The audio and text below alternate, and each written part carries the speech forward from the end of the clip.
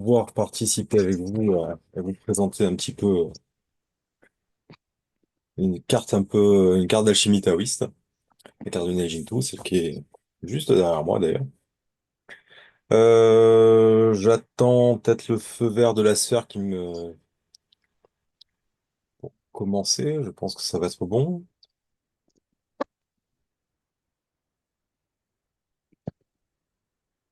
Gaël. Bonjour à tous. Nous sommes heureux d'accueillir ce soir Romain qui va nous faire une belle conférence. Moi, je serai un peu absent. Je vais vérifier qu'il n'y ait pas des gens qui n'ont pas reçu le lien, tout ça. Je vous laisse en sa compagnie. Romain Gourmand, enseignant à la Sphère, que la plupart d'entre vous doivent déjà connaître, et qui a aussi participé à l'écriture des différents ouvrages de la chimie avec mon père, Jean-Pierre Guignani. Voilà, j'espère que vous allez pouvoir régaler tous avec cette conférence. Merci Romain. Merci Gaël. Alors, au programme ce soir, donc, comme je vous dis, ça va être de parler un petit peu de cette carte du paysage intérieur qu'on appelle la carte du Neijingtou. Alors, je vais essayer de la présenter en diaporama, ça sera plus sympathique. Voilà, ça sera mieux. Euh, donc là, l'idée, hein, c'est de faire une présentation dite un peu au grand public, c'est-à-dire que je vais pas rentrer totalement dans les détails. La grande difficulté de parler de cette carte aussi aujourd'hui, bah, c'est d'en parler que pendant 1 heure. Moi, c'est un sujet qui me passionne depuis maintenant quelques années. Donc c'est la carte du paysage intérieur, même si dans Neijing 2, Nei, ça veut dire donc intérieur, tout ce qui est caché derrière une enveloppe. Jing, c'est les trams, c'est les livres classiques, c'est un peu les trajets des méridiens. Dans ce cas-là, ça va être essayer de comprendre un peu les paysages et qu'est-ce qu'ils vont représenter en nous. Parce que comme vous pouvez déjà vous apercevoir sur cette carte, si on fait un petit peu attention, on peut voir un personnage de profil, une sorte de méditant. Alors soit il a les genoux et les mains croisées devant lui, soit on peut imaginer encore d'autres choses qu'on verra. Et le dernier idéogramme, tout, bah, pour tous ceux qui connaissent la sphère, c'est le même idéogramme que celui de la sphère. Et Jean-Pierre aime bien dire de cet idéogramme, c'est tous les calculs mathématiques qu'il faut faire pour entrer plus de grains dans qu'un grenier puisse contenir. Donc c'est quelque chose qui contient énormément, beaucoup plus que l'aspect extérieur laisse transparaître. Alors il y a plusieurs représentations de cette carte qui existent, différentes façons de le voir. Alors c'est une carte qui est assez récente. Elle a été gravée en 1800 au Temple des Nuages Blancs à Pékin. Alors par contre elle est assez récente, mais c'est la traduction dessinée et peinte d'une tradition orale taoïste. Et par contre, cette transmission et cette tradition taoïste est très ancienne. On en trouve les premières traces dans un livre attribué à Lao Tzu qui s'appelle le livre du sang, Lao Tzu Sonjing. Et dans ce livre, on décrit beaucoup les habitants qu'il peut y avoir dans les yeux, dans le foie, toutes les divinités qu'il peut y avoir, avec une petite particularité, c'est qu'à l'époque de ce livre du centre, la méditation se faisait allongée, alors que plus tard, elle est passée en posture assise. Donc, il y a des petites, quand on lit un peu le livre, il y a des petites variations. Et le livre du centre est appelé aussi un des surnoms de ce livre, c'est le calendrier de Jade, parce que ça explique tout au long de l'année comment faire des prières ou d'autres actions. Et le calendrier de Jade, c'est aussi un des surnoms de cette carte. Donc, il y a une notion de calendrier et d'événements à faire tout au long de l'année qui va être derrière la carte. Alors, il existe énormément de cartes du paysage taoïste, de l'alchimie taoïste, il y en a des centaines et des centaines. Et il y en a quatre en particulières qui se complètent l'une l'autre. C'est ces quatre-là. Donc celles qui sont aussi représentées dans mon bureau derrière moi.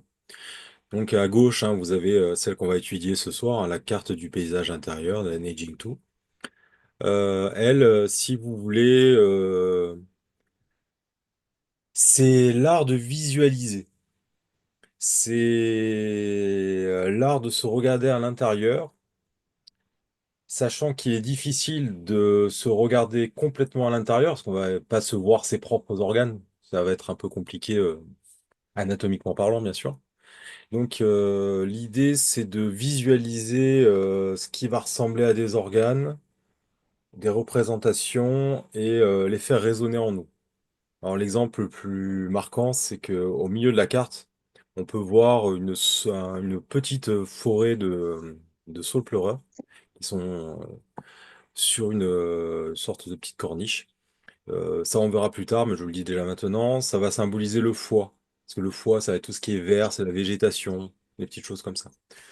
Moi, j'aime bien, on verra, interpréter ça plutôt comme une forêt de mûrier, mais on verra ça dans le détail. Donc ça, c'est tout l'art de visualiser le macrocosme, c'est plus simple, pour essayer de voir en par résonance ce qui marche à l'intérieur de nous. Et en ça, ça va rejoindre la loi des 5 éléments. Donc, pour ceux qui ne connaissent pas, si c'est le cas, on considère qu'il y a 5 éléments avec lesquels le corps résonne, le bois, le feu, le terre, le métal et l'eau. Alors qu'il ne faut pas y comprendre, bien sûr, comme si on était fait de bois, de feu, de terre, de métal et d'eau, parce que tout de suite on voit qu'il y a des limites à cette description-là. Mais ce sont des résonances, des fréquences. Il faut comprendre quand ça a été décrit il y a plusieurs milliers d'années, on n'avait pas de quoi mesurer les fréquences. Donc on s'est dit, par observation de la nature, tout ce qui va résonner, par exemple, à la fréquence du bois, va correspondre à l'émotion de la colère, va correspondre au regard, va correspondre au foie, etc. Donc c'est plutôt des correspondances. On appelle ça les correspondances sensorielles, somatiques et émotionnelles des 5 éléments. Donc ça, cette carte-là va tout représenter, cette visualisation, cette résonance du macrocosme extérieur en nous à l'intérieur.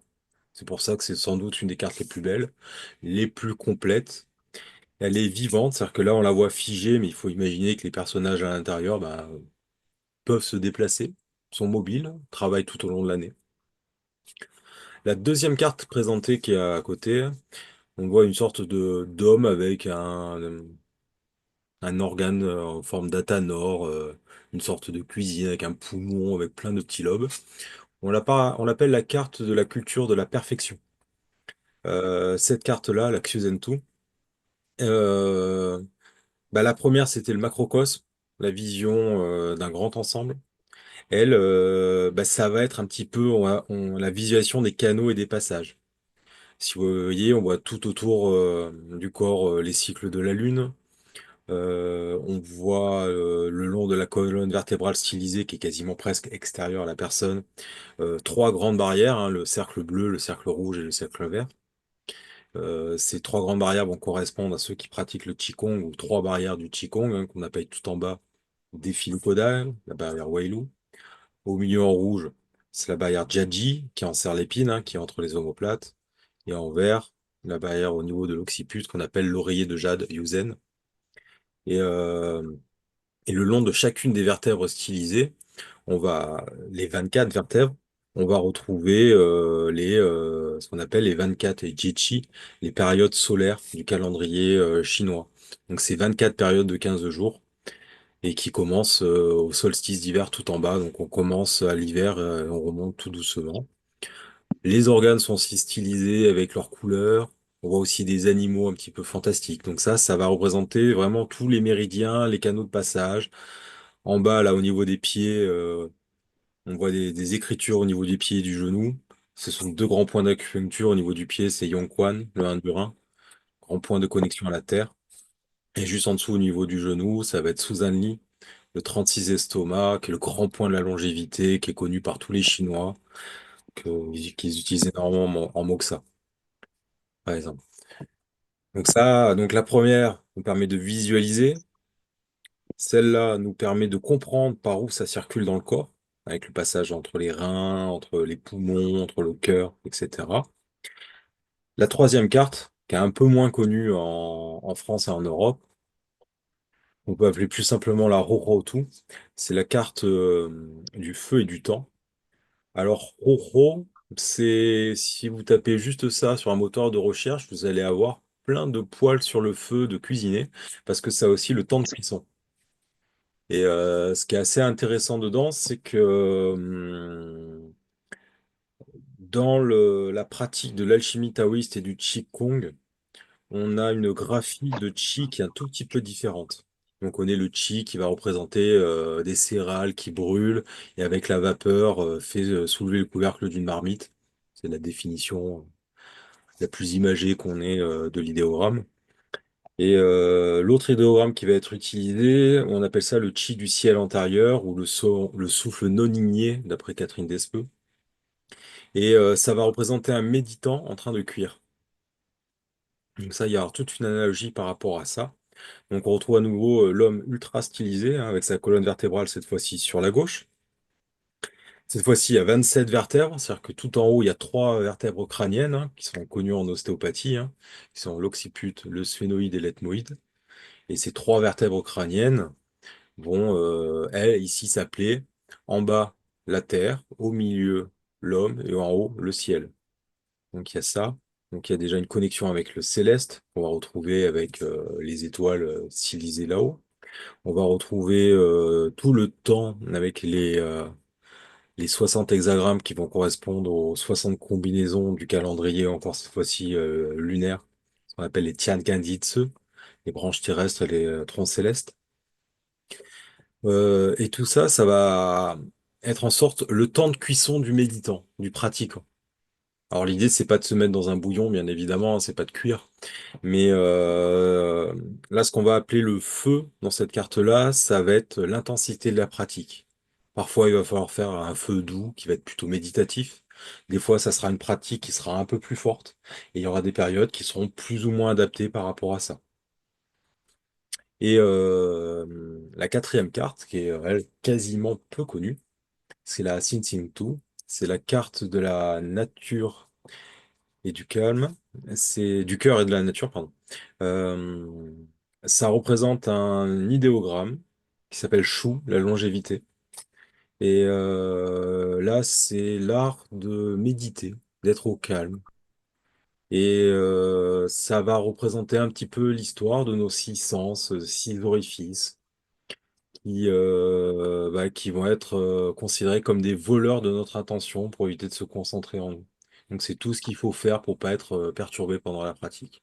Donc c'est quatre cartes qui sont assez complémentaires, qui racontent chacune la même chose sous un aspect différent. Et les trois dernières qu'on vient de voir, hein, donc la carte de la culture de la perfection avec les canaux et les passages, la carte du feu et du temps pour les temps de cuisson du méditant et de la pratique quotidienne, et la carte de la méditation de la nature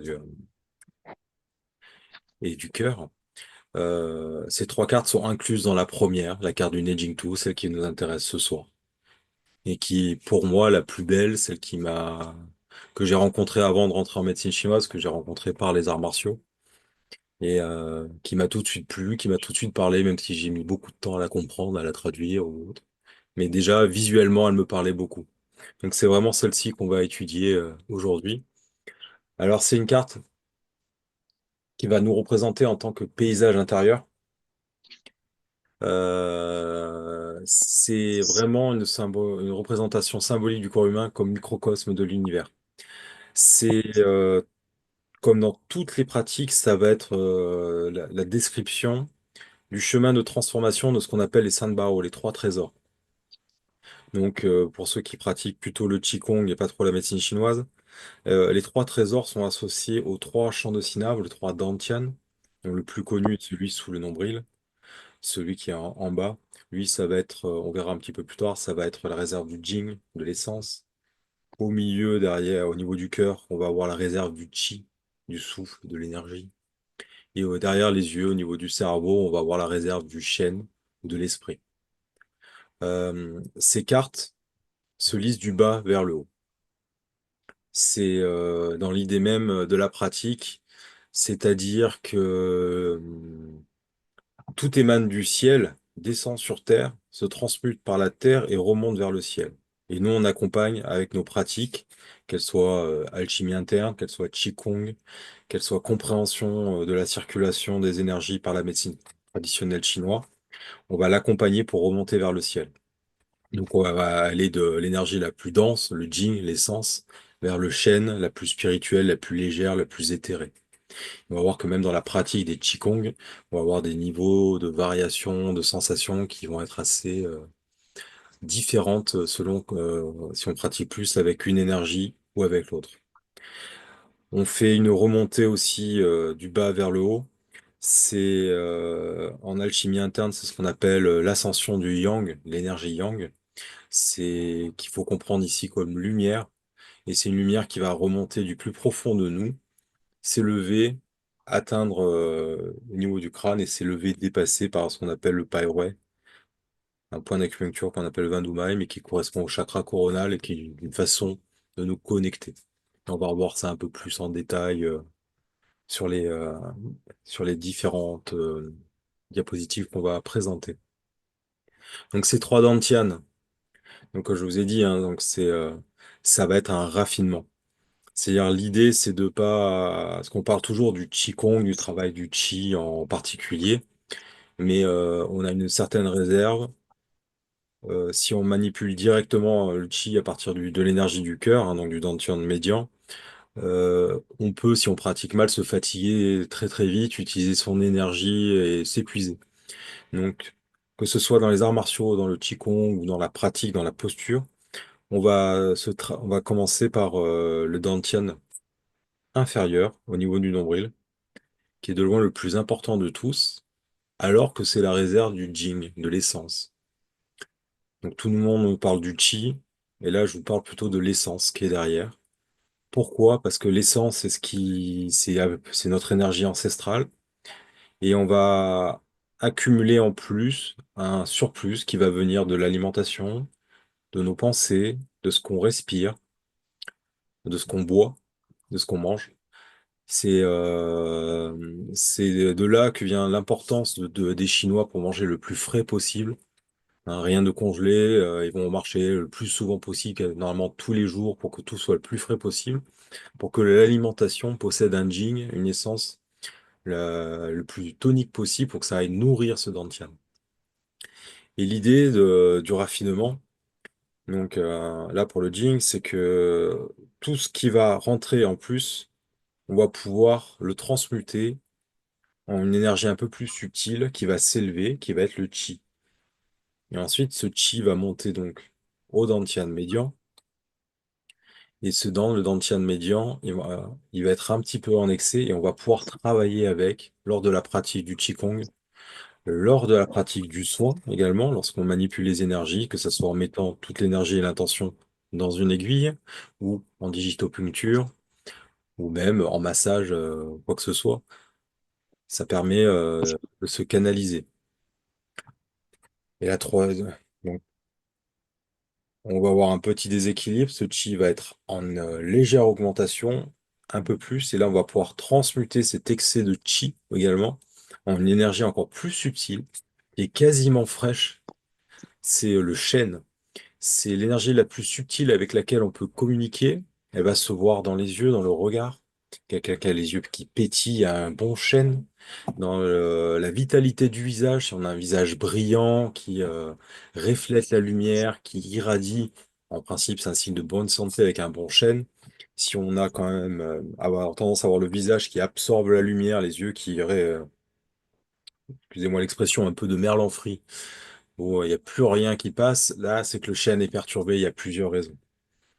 Et donc, dans cette montée, donc on a quelque chose d'assez chaud au niveau du jing, du bas-ventre, qui va arriver à quelque chose d'encore un peu chaud au niveau du chi, au niveau du cœur, et quelque chose de frais qui va arriver au niveau de la tête. Et ça, c'est un axe qui est important sur lequel je vais revenir assez souvent.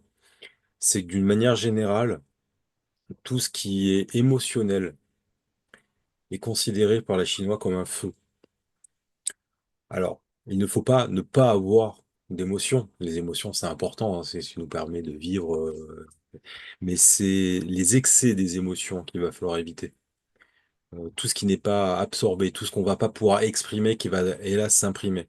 Et tout ce feu va être symbolisé d'ailleurs sur la carte. On voit au niveau du bas-ventre, hein, carrément un fourneau, et qui va être un petit peu ce fourneau des émotions, qui va permettre de canaliser et aider à la montée du Jing, cette transmutation. Et cette chaleur va accompagner dans l'axe entre, on va dire, entre le périnée, le plancher pelvien et le cœur. C'est un axe d'énergétique qui va être assez chaud. Donc on a souvent dans la pratique le bas-ventre qui est chaud. Et là, le rôle du cœur, donc du Dantian médian, le palais pourpre, comme appelé dans la carte, son rôle, ça va être de transmuter cette chaleur en lumière. Et la protection qui va se mettre en place, ça va être la deuxième barrière du Qigong, qui va être Jiaji, qui enserre l'épine entre les omoplates, au niveau de la cinquième thoracique à peu près, et qui fait tout le tour hein, qu'on va retrouver, qui va se rejoindre devant, au point 17 Genmai, qu'on appelle le centre de poitrine, hein, qui est à peu près entre les mamelons. Et le rôle, ça va être de laisser passer uniquement la lumière et plus la chaleur. Pourquoi? Parce que si la chaleur accompagne, cette chaleur peut monter au cerveau. Et vu que c'est une chaleur qui est émotionnelle, ça fait une énergie émotionnelle forte qui peut monter au cerveau.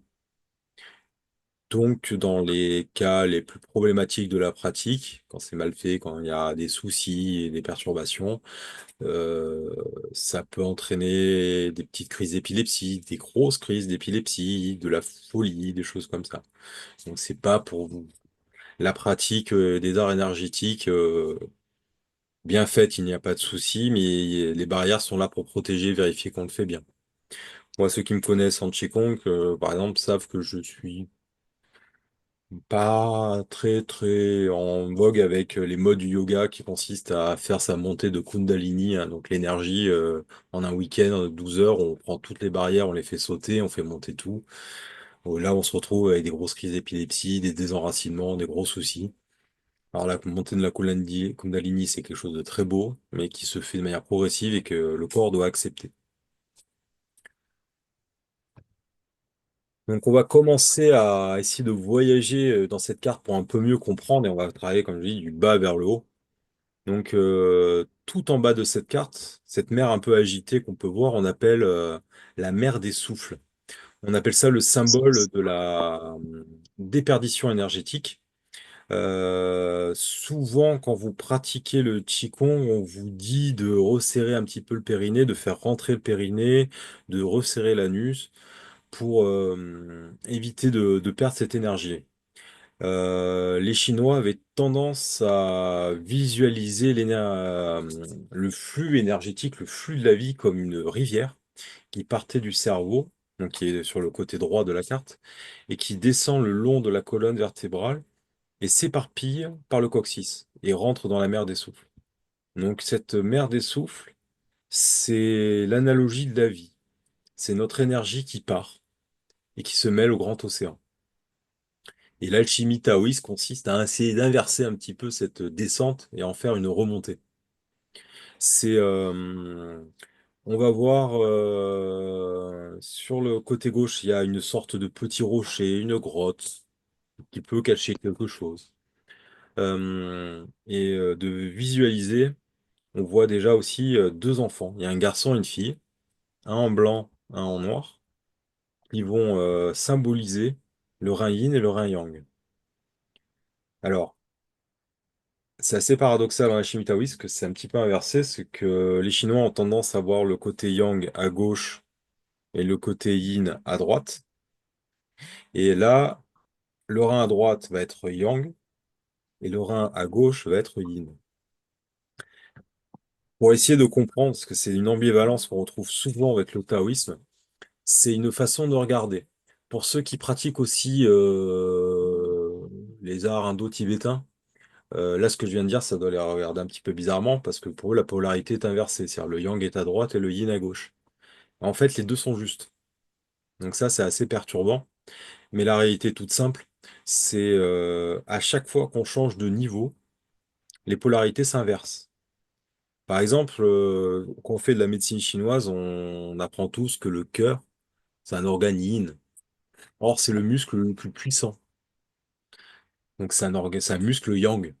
Donc, physiquement, il va être yang. Énergétiquement, ça va s'inverser, on change de couche, il va passer dans le yin.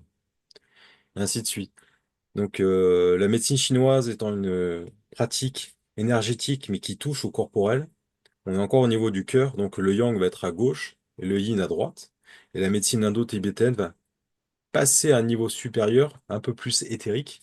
On change de niveau, donc la polarité s'inverse, et ainsi de suite. Et à chaque fois qu'on change de couche comme ça, il y a une petite inversion yin-yang. Et là, vous allez me dire, normalement, mais là, taoïsme et médecine chinoise, c'est censé être la même chose. Donc ça devrait être un droit, un gauche, yin-yang, devrait pas être inversé.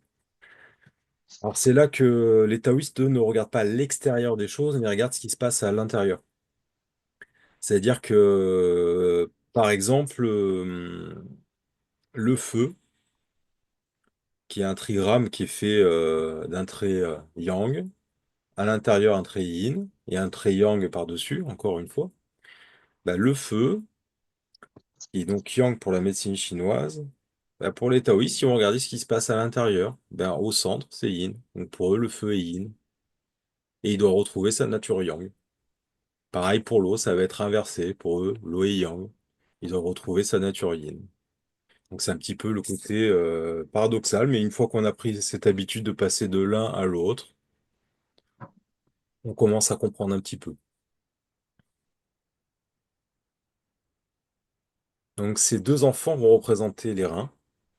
Ils vont jouer sur une petite roue à aube. Leur idée, c'est de faire d'aider à verser le courant qui va circuler, d'éviter cette déperdition de l'énergie vitale, essayer de la garder en nous. Voilà. Au niveau de cette source, donc on est au niveau du périnée, hein, donc le point le plus important dans la pratique, hein, donc je vous les ai un petit peu schématisés sur la droite. Ça va être notre ancrage terrestre, c'est trois points. Donc deux au niveau sous les pieds qu'on appelle Yongquan, la source bouillonnante.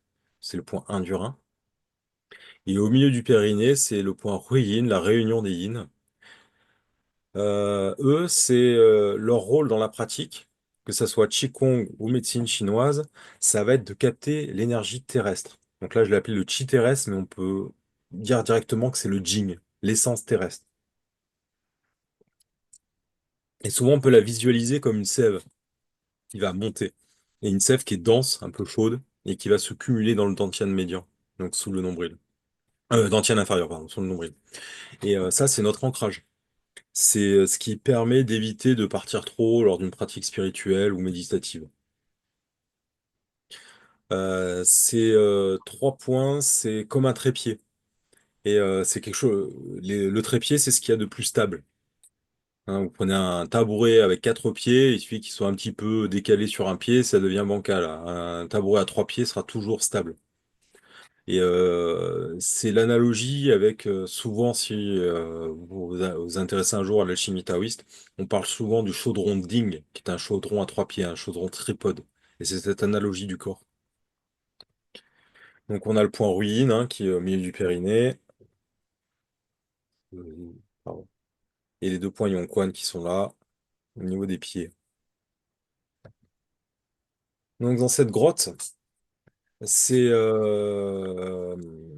y a quelque chose qui est caché.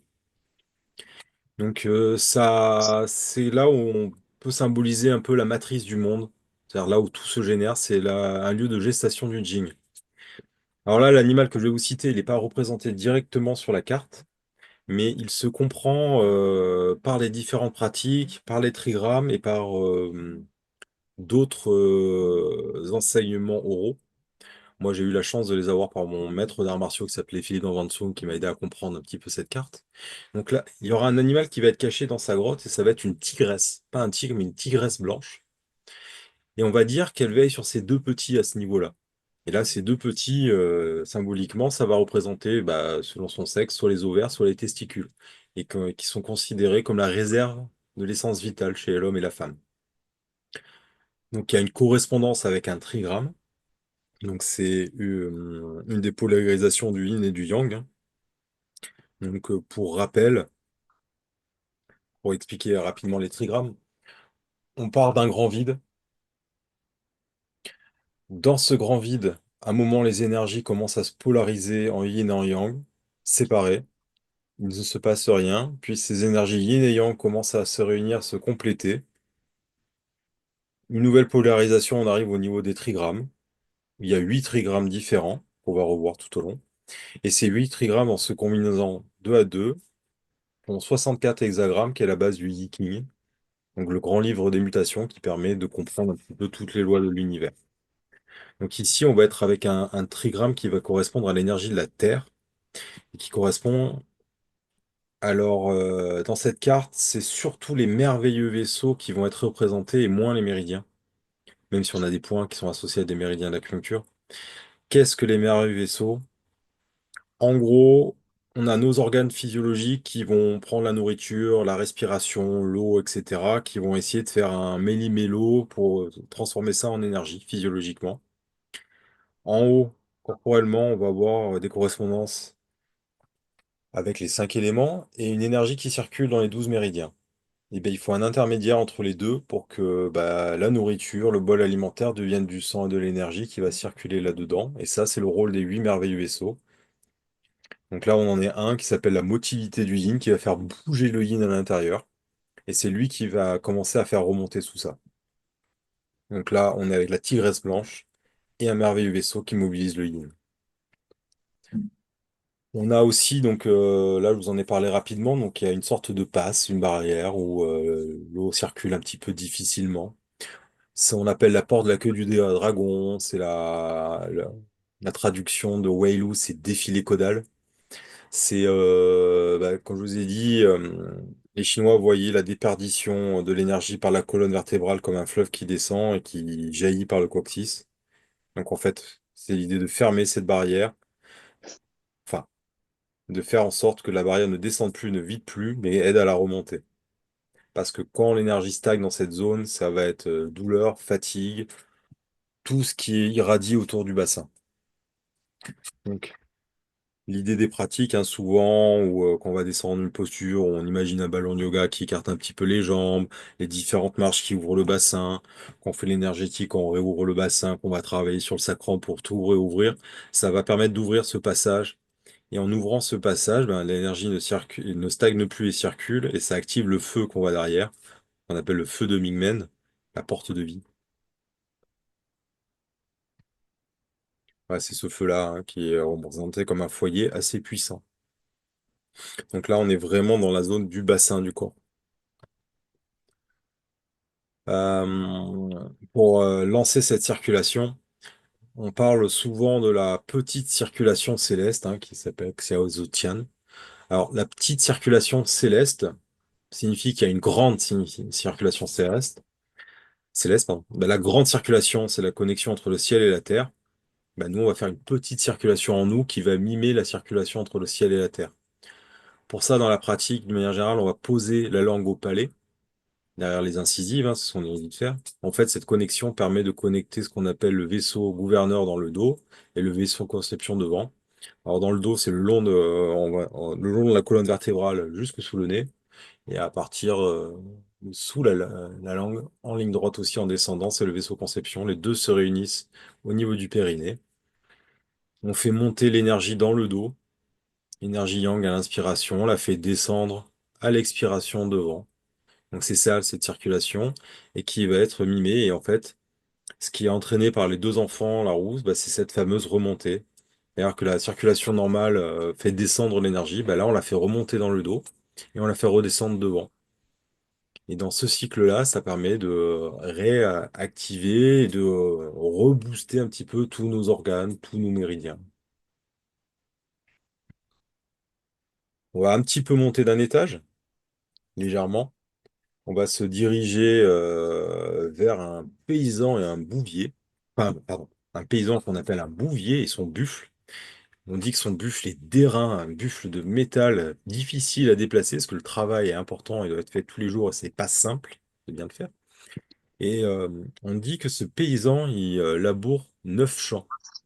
Chaque dantian, chaque champ de cinabre, chaque champ d'énergie, est considéré être découpé en 9.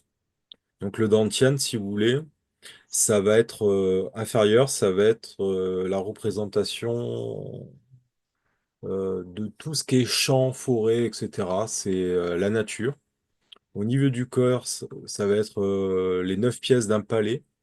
Et au niveau de la tête, c'est les 9 pièces d'un palais, mais céleste. Mais c'est toujours le chiffre 9 qui va revenir. Le buffle et le paysan, ça va représenter la rate. Alors, la rate, il faut la comprendre au sens de médecine chinoise, parce que la rate physiologique occidentale, hein, c'est une réserve de sang dont on prend conscience qu'on a un accident grave, et parce que ça fait des hémorragies très importantes, il faut l'enlever de toute urgence pour essayer de sauver la vie de quelqu'un. Là, les Chinois, c'est plutôt tout le système digestif dans sa fonction d'assimilation. C'est tout ce qui va maintenir les formes. Et c'est un travail qui est important parce que ça va développer une qualité corporelle qu'on va appeler le yi, qui est l'intention. Et il y a une phrase en énergétique qui est très très importante, c'est l'énergie suit la pensée, le yi, le yi guide le chi, donc l'intention guide le souffle. Donc le travail sur la rate, donc tout ce qu'on mange, tout ce qui est alimentaire, tout ce qui est travail des formes, tout ce qu'on va essayer de ne pas la blesser, va permettre de faire un meilleur travail du chi. Et c'est important de bien l'harmoniser, de bien la cultiver, parce que ça va être le centre, notre centre, qui va permettre de travailler correctement. Pour ceux qui pratiquent le Qigong, une pièce très importante qui est issue des Ba Jing, donc les 8 pièces de brocart, qui est un des Qigong les plus connus, ça s'appelle soutenir le ciel, s'appuyer sur la terre pour harmoniser rate estomac d'un seul geste. Et en fait, dans les 5 éléments, on a tendance à les représenter en cercle, mais une définition un peu plus réelle de ce qui se passe, ça serait de mettre la Terre au centre et les 4 éléments qui tournent autour, et chaque élément pour passer de l'un à l'autre passe par la Terre systématique. Ce qui fait que la Terre est centrale, tout passe par elle, elle reçoit tout le monde aussi, donc c'est la plus agressée par tout le monde, et c'est celle qui permet d'harmoniser tout le monde. Donc vraiment travailler sur rat estomac, c'est quelque chose d'extrêmement important. Dans les textes qu'il y a autour, on dit que le paysan, alors là vous allez me prendre sur parole hein, pour la traduction, on dit que les paysans sèment des pièces d'or. Et on va voir les 4 taiji, là, les 4 symboles du yin-yang qui sont juste à côté de lui. Ça va représenter justement les 4 saisons centrées autour de la Terre. Et il va semer des pièces d'or. Donc il va semer du jing, de l'essence. L'or, le métal, va représenter l'essence pour la transmuter en chi. Et ça va se faire tout au long de l'année, qui vont être symbolisés par les saisons. Il travaille. Alors au début, on ne voit pas les résultats, et au fur et à mesure, il aura le droit à la récolte et travailler. Donc il y a cette citation qui va assez bien. C'est celui qui cultive la terre en lui fait croître la lumière du ciel. Donc c'est cette résonance entre la pièce d'or qu'on va semer et l'or céleste qui va descendre.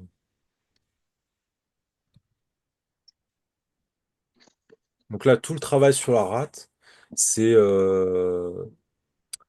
ça peut se faire dans ce qu'on appelle les respirations inversées, aussi pour harmoniser en Qigong.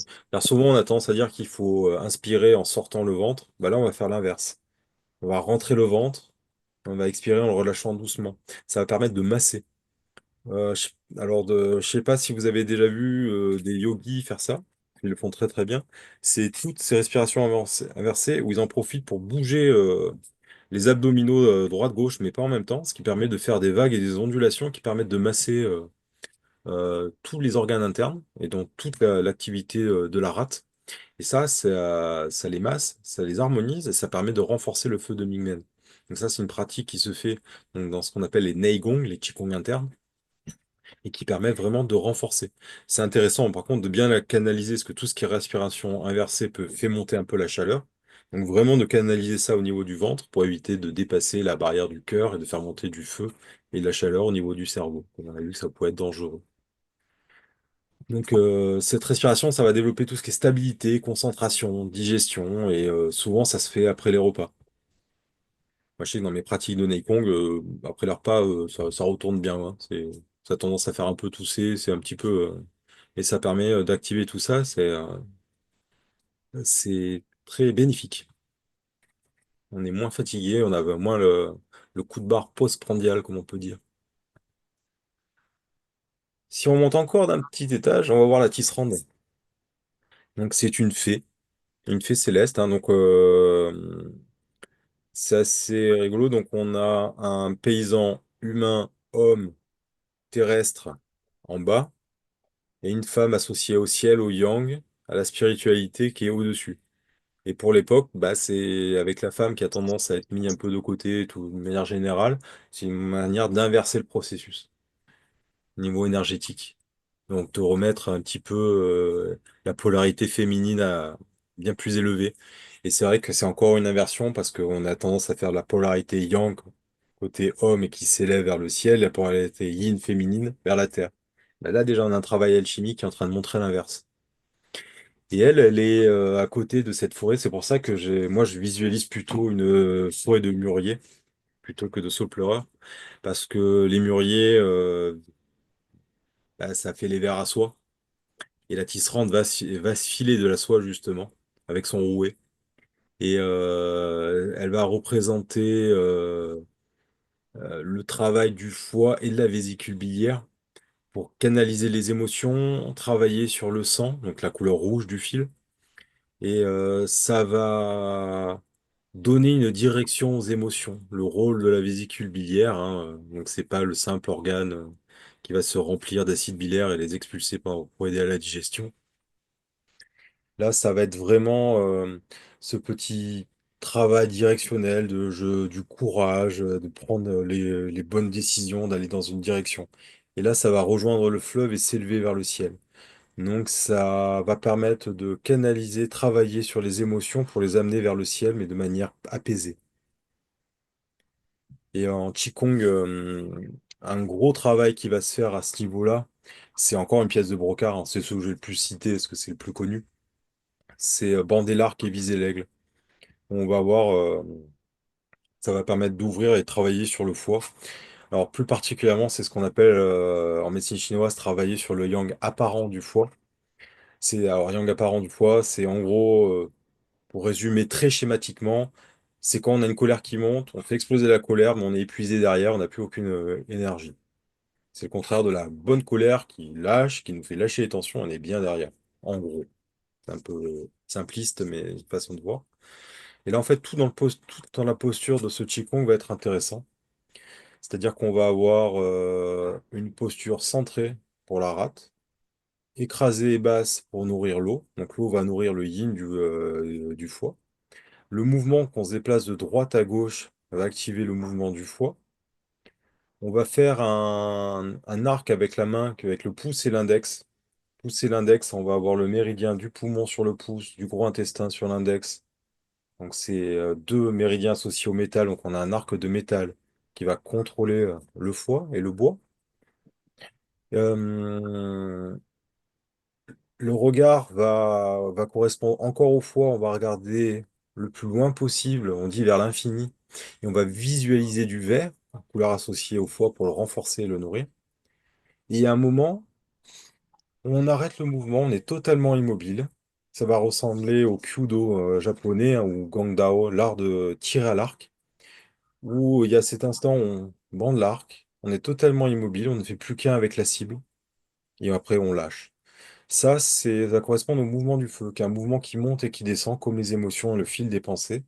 Et à un moment, on va l'arrêter au milieu, à l'acmé, et c'est le point qu'on cherche à obtenir en méditation où les pensées s'arrêtent. Et en fait, tout se canalise, se calme, et quand les mouvements s'arrêtent, bah, la lumière qui est en nous qui veut monter n'est plus diffractée par les ondulations. La lumière qui essaye de descendre n'est plus diffractée par les ondulations et les deux peuvent communiquer. C'est ce qu'on obtient en méditation et c'est ce qu'on obtient avec toutes ces techniques préparatoires, comme les techniques, d'une manière générale, tous les arts martiaux qui ont Do, qui ont la voix, le Tao dedans. Donc le Kyudo pour l'archer, mais toutes ces pratiques ont cette vision-là derrière. Alors pour la petite histoire rapide, hein, on a parce que ça raconte aussi des histoires. La tisserande céleste et le bouvier, c'est l'équivalent chinois de la Saint-Valentin. Alors, je vais passer très rapidement.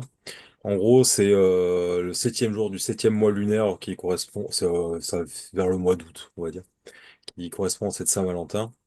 C'est la tisserande céleste qui était descendue avec ses sœurs se baigner sur Terre. Le paysan la voit et une technique de drague un peu particulière de l'époque, hein, il lui vole ses vêtements. Ça marche. Et donc ils tombent amoureuses, ils font des enfants, etc. Mais le temps passe pas de la même manière sur Terre que, on va dire, dans l'Empire Céleste, l'Empire de Jade. Donc il s'est passé que quelques heures dans l'Empire de Jade et quasiment une vie en bas sur Terre. Et l'empereur s'est rendu compte que sa fille a disparu. Il apprécie moyennement que ça soit avec un humain en plus. Donc il décide de les séparer. Pour l'histoire, le buffle, qui était très très vieux, a décidé de se sacrifier et offrir sa peau aux paysans pour qu'ils puissent suivre la princesse dans le ciel. Et là, l'empereur a commencé à devenir vraiment fou. C'est-à-dire là, quelqu'un de terrien qui commence, un terrestre qui monte à l'assaut du ciel, c'était pas possible. Donc il a décidé de les séparer avec un grand trait qui est devenu la Voie lactée. Et en fait, on a le Bouvier qui est devenu Altaïr, la Tisserande Vega, donc les deux séparés par la Voie lactée.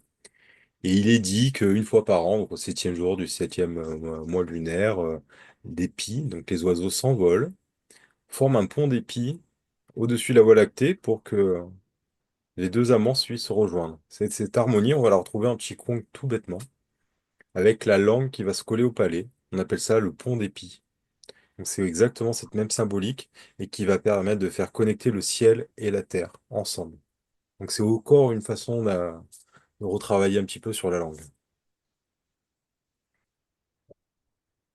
Donc dans cette forêt, donc soit de saules pleureurs, soit de mûrier selon les interprétations, ça va, on va voir un autre animal qui va être le cerf. Alors quand je dis le cerf, c'est un cerf assez majestueux. Donc pour ceux qui ont vu Princesse Mononoke avec la divinité de la nature symbolisée par un cerf qui marche et qui fait fleurir à chaque fois, c'est un peu ça comme cerf. C'est, il est symbolisé dans le ciel et c'est le Chongmai. Alors pour ceux qui font de la médecine chinoise, on apprend que le Chongmai, il est lié normalement à la terre, c'est celui qui travaille, c'est celui qui transforme notre nourriture. La raclette qui va commencer, il va réussir à la transformer en énergie un petit peu plus dense, plus subtile et en océan de mer et d'énergie. Et ça, c'est ce qu'on appelle le travail au premier étage du corps humain, hein, au niveau des foyers et des organes. Et progressivement, il va y avoir ce travail qui va être fait, il va transmuter, puis il va arriver à l'étage des merveilleux vaisseaux, et puis il va passer au troisième étage pour distribuer justement aux méridiens et aux cinq éléments. Et ben, cette distribution, ça va être dans son énergie du ciel. Pour ça qu'il passe de la terre au ciel, pour ceux qui font la médecine chinoise. C'est, voilà, il va représenter toute la structure du foie dans sa distribution du sang. C'est la mère du sang et de l'énergie. Si on regarde bien la structure, c'est quelque chose d'assez isolé, avec quelqu'un qui canalise autour pour pas perturber l'énergie du foie. Pas de contrariété. On essaie de, le foie va drainer et gérer toutes les émotions. On évite de trop le contrarier. On va l'accompagner. C'est un peu symbolisé par cet isolement. Alors, si on remonte un peu plus loin, en continuant notre avancée, on voit encore une nouvelle barrière, hein, une nouvelle passade. C'est celle que je vous ai parlé au niveau du cœur. On appelle ça la barrière qui enserre l'épine, Jiaji. À ce niveau-là, en plus, le nom du point s'appelle Shen Tao et ça veut dire la voie du chêne. Donc c'est là, par là où va monter le chêne s'il peut. Donc on dit que cette porte s'ouvre que lorsque le cœur s'apaise et que la respiration devient subtile. Alors ça permet au chi de monter librement vers la tête. Et c'est par ici que le feu qu'il y avait en bas, hein, sur la carte va se transmuter et il n'y aura plus de feu au-dessus après. Il n'y aura plus que de la lumière. Et, euh, et là, on va voir le Dantian qui va représenter. le dantian médian, donc le palais pourpre, qui va être représenté par quelque chose presque d'éthéré, très léger, de très subtil, un petit nuage qui va être un chakra cardiaque. Ça va être, et on va voir un petit enfant, donc c'est notre enfant intérieur, hein, pour simplifier, qui va jouer et qui va, à ce niveau-là, être en communication avec le ciel. Donc, parce qu'il est en train de créer les étoiles, et là particulièrement la grande ours. Et c'est la symbolique. On dit que le cœur, c'est le logis du chêne en médecine chinoise. C'est-à-dire que tout ce qui va descendre, la lumière, donc des étoiles, du ciel, tout le côté spirituel, va descendre jusqu'au cœur, s'enraciner ici. C'est pour ça qu'on voit la lumière des étoiles qui est au niveau du cœur. Puis après, du cœur va aller circuler dans le corps, par le chakra cardiaque, etc. C'est... Moi, j'aime bien associer cette image avec un accord toltèque. C'est que ta parole soit impeccable. Pourquoi? Parce qu'on va voir un peu que son souffle cardiaque va remonter derrière une pagode. Il y a 12 étages qu'on commence un peu à distinguer. Cette pagode, ça va être la trachée, la gorge, etc. Et en fait, c'est c'est que doit être quelque chose de léger, de subtil. Tout ce qu'on sort, tout ce qui sort de notre bouche, nos paroles, ne doivent pas être chargées en émotion, en animosité. Et c'est un travail qui est intéressant parce que toutes les mauvaises paroles qui veulent nous traverser et rejaillir, et en fait, c'est un petit peu, par exemple, si quelqu'un nous énerve ou quoi que ce soit, alors sans raison hein, apparente ou de manière générale, et qu'il y a quelque chose de mauvais qui passe en nous sans qu'on le dise vraiment, bah, en fait, l'autre devient notre reflet par le chêne, par le regard, par cette énergie qui s'enracine dans le cœur.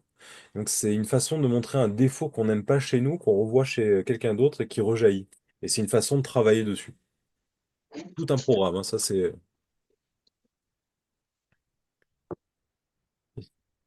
Et autour, tous les textes qu'il y a autour, parce que comme on va voir dans cette zone, il n'y a pas beaucoup de dessins, mais il y a beaucoup de textes. Et en fait, c'est ce qu'on va appeler les divinités des organes. Alors, il faut pas considérer divinité comme un dieu, hein, c'est le mot. D'ailleurs, on appelle ça un chêne, un esprit, enfin une énergie un petit peu subtile. Mais c'est quelque chose qui va permettre d'harmoniser l'organe. C'est pas une réelle divinité. Et encore pour l'harmoniser, ben, on va encore utiliser des symboles. Alors là, ils sont décrits, mais je vais vous montrer les illustrations d'un autre livre qui permettait, c'est 5 qui permettait de mieux comprendre ces animaux-là. Donc, bah, la divinité du Rhin, ça va être un cerf à 2 têtes qui il s'appelle Xuanming, qui veut dire obscur et profond.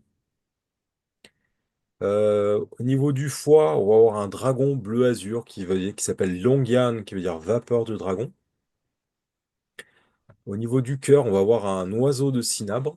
Donc, c'est le cinabre, c'était on appelle ça d'ailleurs les champs de cinabre, les dentières. C'était une pierre rouge, une sorte de sulfure de mercure qui donnait soi-disant en alchimie externe, c'est-à-dire quand on a essayé d'avaler les pilules, ça donnait soi-disant l'immortalité. C'est une pierre toxique qui a plutôt réduit l'espérance de vie que donné l'immortalité. Mais on a gardé l'image en tout cas, donc c'est une pierre rouge. Donc c'est un oiseau rouge qui va représenter le cœur. Et c'est Dan Yuan. Dan, c'est ce fameux cinabre. Et c'est l'origine du cinabre. Au niveau de la rate, ça va être un phénix jaune, qui est une représentation d'un empereur. C'est la représentation de Huangdi, l'empereur jaune. Celui qui aurait rédigé la Bible de la médecine chinoise qu'on appelle le Huangdi Neijing Suwen, le classique interne de l'empereur jaune. Lui, ça veut dire Shanghai, c'est résidente permanente et on est au niveau de la rate, donc il faut vraiment une harmonie céleste au niveau du système digestif, toujours, c'est ce même rapport. Et au niveau du poumon, cette fois-ci, on va retrouver un tigre blanc. Donc ce sera pas la tigresse de tout à l'heure, mais un tigre, l'aspect yang. Il va s'appeler Hao Hua, qui veut dire fleur blanche, et qui va être au niveau du poumon. Et ces 5 esprits unis et en harmonie les uns ensemble vont symboliser encore ces 5 mouvements, les 5 éléments de bois, feu, terre, métal, eau, une nouvelle fois. Donc la gorge, je vous ai dit rapidement tout à l'heure que c'était une pagode à 12 étages qui va permettre de communiquer entre ciel et terre. Alors les 12 étages, il y a plein d'interprétations, ça peut être les 12 méridiens, c'est une pagode, donc ça rapproche du bouddhisme, donc ça peut être aussi les 12 étapes de la vie de Bouddha. Et c'est un endroit de transmutation où tout se purifie. Et un point qu'on stimule régulièrement en Qigong qu'on va frapper sous les clavicules s'appelle Yunmen, la porte des nuages, qui va permettre d'améliorer et de purifier le Qi à ce niveau-là. C'est un travail qui se fait pas mal ici. On arrive au niveau des deux piscines, séparées par un pont. Le pont va représenter la langue. On a deux salives. On a une salive fluide digestive qui va être associée à la rate, qui elle étant digestive va pas trop nous intéresser ici, et une autre qui va être plus dense, plus chargée, on va dire, qui va correspondre au rein. Et avec cette salive-là, on va faire ce qu'on appelle le tan shui, l'eau céleste. Et c'est le raffinement de la salive, et que ça va être un raffinement de l'essence du jing. Et alors, je sais pas si dans votre pratique, vous avez déjà vu le Qigong des Jiechi, donc le Qigong qui est associé à chacune des 24 périodes solaires. Ce sont des Qigong très simples à faire, hein, ça, quasiment du positionnel avec deux, trois petits étirements. Mais à chaque fois, on termine par l'eau céleste. Alors, souvent, on va claquer des dents 36 fois. On va passer la langue de chaque côté de la bouche, ce qui va densifier notre salive et la rendre chargée. Cette salive, on va l'ensemencer par le chêne, on va faire venir l'énergie du chêne directement dans la bouche, dans cette salive-là, et on va l'avaler en 3 fois, mais on visualise cette salive non pas qui descend au niveau de l'estomac, mais qui va plus bas directement au dantian médian, voire même dans le périnée. Donc ça descend profondément, ça va enraciner. Et cette salive et cette fête d'avaler, on va le faire avec le bout de la langue. En médecine chinoise, le bout de la langue, c'est le bourgeon du cœur. C'est la représentation de l'organe cœur, et ça donne comment il est. Et en fait, on va travailler entre l'eau et le feu, entre le cœur et le rein. Et ça, c'est un grand, grand travail d'alchimie interne. On passe notre temps à verser eau et feu pour essayer de les reconstruire en ciel et terre. C'est le fameux travail à l'intérieur du trigramme du feu et de l'eau. Et ce travail se fait tout simplement en avalant sa salive d'une certaine manière aussi. Donc ça, c'est l'importance de cette pratique-là. Souvent, ça, on peut le faire soit au réveil le matin. Si on a une langue chargée, c'est peut-être pas l'idéal tout de suite. Mais souvent, après une pratique énergétique, c'est un très très intéressant à faire. Et quand on le fait en pleine conscience avec cet enracinement du chêne, on sent cette énergie qui descend et qui importe bien.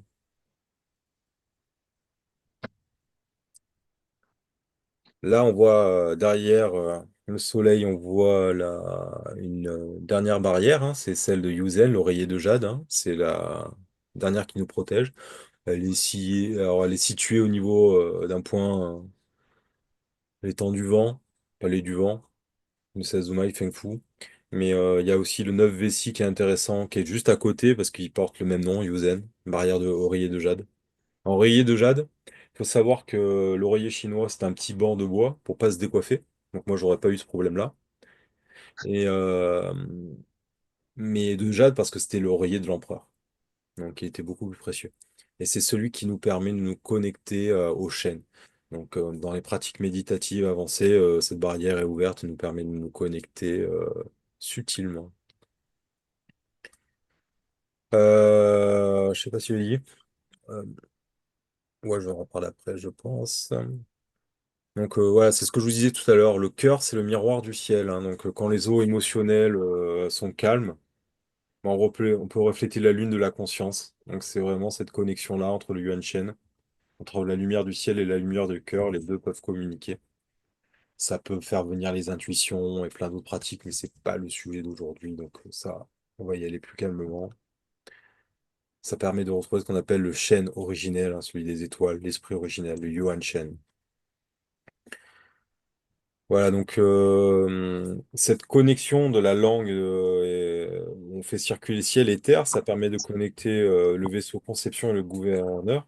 Et cette connexion bien faite par le pont de la langue, hein, parce que ça rejoint le pont des piscines, ça fait un arc-en-ciel. Et en fait, c'est cet arc-en-ciel qui va représenter la petite circulation céleste entre Genma et Dumai, entre vaisseau de conception et vaisseau gouverneur.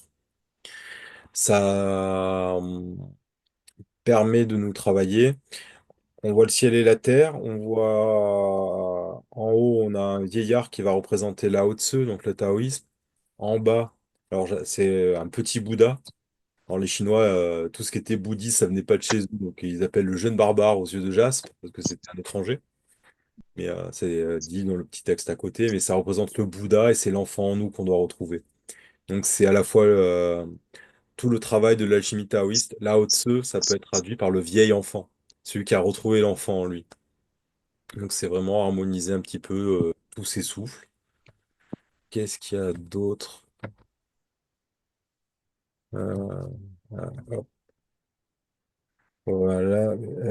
Qu'est-ce qu'il y a d'autre intéressant? Le soleil et la lune, hein, donc ça va représenter les énergies. Si on va un peu plus loin, bah, dans le soleil, on va avoir une divinité qui va être le roi père de l'Est. À droite, dans la lune, ça va être la reine mère de l'Ouest. Ça va être des grandes divinités. On voit au loin une terrasse des immortels taoïstes. Les montagnes qui sont suggérées sur la carte, ça va être ce qu'on appelle les monts Kunlun, c'est les monts sacrés qui nous permettent de connecter au ciel. La plus grande va nous représenter sur la glande pinéale, qui va permettre de nous élever, qui va nous permettre de nous connecter aux chaînes célestes. C'est-à-dire, voilà, faut vraiment comprendre que cette carte, c'est une façon de s'explorer nous-mêmes. C'est vivant. Chaque étape, ça a vraiment une correspondance avec un organe, une saison, un état de conscience. Il y a, je vous dis là, j'essaie de vous en parler qu'en 1 heure, mais on peut passer. Moi, ça fait quelques années que je suis dessus et je trouve encore plein de choses derrière. Donc, on dit que du bas vers le haut, de la terre au ciel, il nous guide vers le vide, le grand vide Wuji, là où toute dualité s'efface. Alors, sur les cartes, vous verrez, soit tout en haut, au-dessus des montagnes, il y a soit une petite perle qui est dans le ciel, soit rien. Et les deux sont justes parce que si on voit rien, ben, on ne sait pas qu'il y a quelque chose. Mais si on montre quelque chose, ben, c'est faux parce qu'on ne le voit pas. Donc c'est un peu le paradoxe des Chinois. Et c'est la représentation justement de ce vide, du Wuji, qui va être... on appelle ça le grain de millet qui contient l'univers. Donc ça, c'est plutôt d'origine bouddhiste. On appelle ça les trichiliocosmes. C'est de ce grain de millet qu'on arrive à obtenir en se développant vers le Wuji, on accède à des milliards et des milliards de mondes.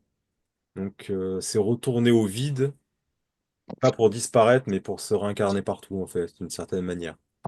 Et je vais vous laisser ce soir avec le chapitre 42 du Tao Te Ching, hein, de Lao Tzu, qui est le plus connu. Le Tao engendre l'un engendre le 2 engendre le 3 et le 3 engendre les 10 000 êtres, c'est-à-dire la totalité du monde. Merci de m'avoir écouté. Merci. Merci beaucoup, c'était fort passionnant. Après, comme dit, il y a beaucoup de choses à dire. J'ai Oui, essayé vraiment. d'être le plus synthétique possible, Mhm. le plus simple possible, si on peut essayer de dire comme ça. On trouve toutes ces notions un petit peu partout, là. Franchement, c'est très chouette, très chouette, très chouette. Donc, si vous avez des questions, soit à l'oral, soit dans le chat, comme vous voulez.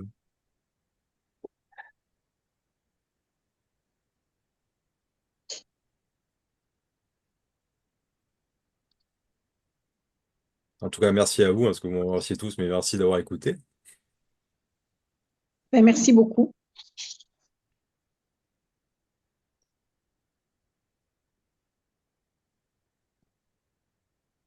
Voilà, donc c'est un des aspects de la carte, il y en a beaucoup d'autres.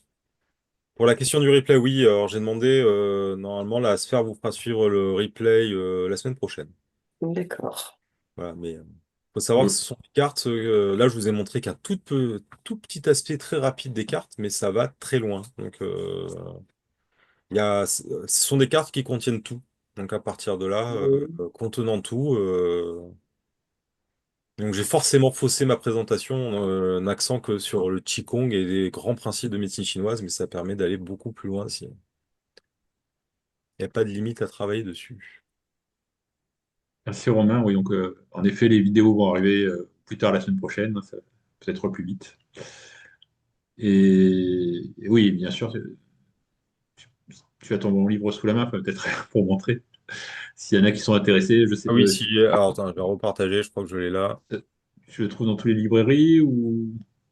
Alors, je remets là pour ceux que ça intéresse. En fait, donc je vous ai parlé au tout début du livre du sang de Lao Tzu. Donc en fait, je me suis attelé à sa traduction parce que j'en avais entendu beaucoup parler, puis à chaque fois que je voulais essayer de le trouver en français, il n'existait pas. Donc j'étais un petit peu vexé. Donc bah, je me suis mis à le traduire. Mais le gros travail que j'ai fait, c'est surtout le voyage dans les cartes du corps taoïste. Donc ça, vous les trouverez, hélas, que sur Amazon, parce que là, du coup, je suis en autopublication chez eux. Donc, Mhm. désolé pour ceux qui n'aiment pas Amazon. Mais en fait, où je fais justement une traduction, un commentaire des 4 cartes que je vous ai présentées, et en allant un peu plus loin, en prenant des commentaires de maîtres chinois, des façons de pratiquer, etc. Donc pour ceux qui veulent aller plus loin, c'est au moins vous aurez toutes les traductions. Parce que moi j'avais commencé à découvrir cette carte avec Catherine Despeux, avec les cartes taoïstes du corps humain, qui était déjà très bien, mais elle n'avait pas tout traduit, il manquait des petites choses. Euh, mais c'était déjà super, hein, parce que moi c'est ma grande référence, quoi. Donc là, j'ai voulu juste aller plus loin pour les petits détails. C'est un ouvrage où j'ai jamais cru que j'en verrais la fin, parce que à la base, je le faisais vraiment pour moi, hein. Mais il y avait des caractères, par exemple, pour décoder certains caractères, j'ai mis plus de 3 semaines à trouver qu'est-ce que c'était, quoi. Entre les caractères ultra rares, etc. Mais c'est très très intéressant, il y a plein de choses. Pour ceux qui veulent aller plus loin, c'est vraiment. Alors, je me fais auto de la pub, hein, mais je vous le conseille. Ouais, c'est super, merci beaucoup. Ouais, merci infiniment. Merci à vous. Merci beaucoup. Bonne soirée. Évidemment, il n'y a pas trop de questions. Je pense que Les gens ont faim, peut-être. aussi. Et j'ai essayé de tenir en 1 heure, hein. Je suis surveillé à chaque fois, mais En fait, c'était clair et ça donne envie effectivement d'aller voir plus Ouais, loin. Donc, on a complètement. tous les éléments. Ouais. Vraiment, merci. Mm. c'était avec un grand plaisir que je vous ai partagé une passion qui me suit depuis bien une quinzaine d'années maintenant. Donc, Ben, vous la partagez avec beaucoup d'enthousiasme et ça donne effectivement envie d'aller plus loin, d'aller chercher votre livre et de continuer à avancer aussi. merci. Ouais, merci. Merci à tous. Bonne Merci soirée. Au revoir à vous. bonne soirée. Soirée. Au revoir. Au revoir.